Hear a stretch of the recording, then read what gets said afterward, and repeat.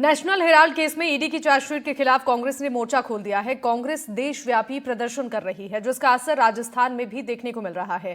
प्रवर्तन निदेशालय ने कांग्रेस के नेशनल हेराल्ड अखबार और एसोसिएटेड जर्नल्स लिमिटेड से जुड़े मनी लॉन्ड्रिंग केस में कल पहली चार्जशीट दाखिल की। इसमें सोनिया गांधी, राहुल गांधी, सैम पित्रोदा और सुमन दुबे के नाम शामिल हैं। इस मामले में सुनवाई 25 अप्रैल को दिल्ली के राउज एवेन्यू कोर्ट में होगी और ईडी ने कोर्ट में मामले की केस डायरी मांगी है। 2012 में भाजपा नेता सुब्रमण्यम स्वामी ने सोनिया गांधी, राहुल गांधी और उनकी सहयोगी कंपनियों से जुड़े लोगों के खिलाफ इस मामले में शिकायत की थी।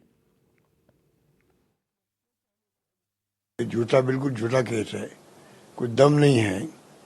पूछताछ पहले हो चुकी है 3-4 दिन तक, राहुल जी के साथ में भी, सोनिया जी के साथ में भी। ये सब मालूम इन लोगों को, और ये 5-7 साल तक तो चुप रहते हैं, और जब मौका लगता है, चुनाव आते हैं, चाहे बिहार क्या हो, चाहे वो और कोई इश्यू बनते हों, महंगाई पे इनका ध्यान नहीं। आज बेरोजगारी बहुत बड़ा इश्यू है देश के अंदर, उसकी चर्चा नहीं हो, और कोई न कोई ऐसे केस करते जाओ तो देश उसी में उलझा रहे।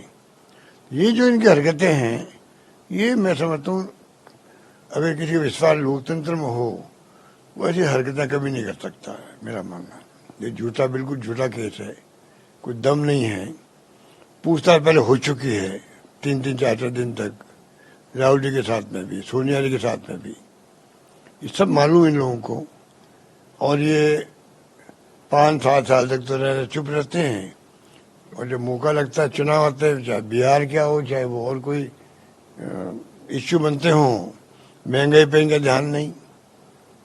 आज बेरोजगारी बहुत बड़ा इश्यू है देश के अंदर, उसकी चर्चा नहीं हो, और कोई न कोई ऐसे केस करते जाओ तो देश उसी में उलझा रहे।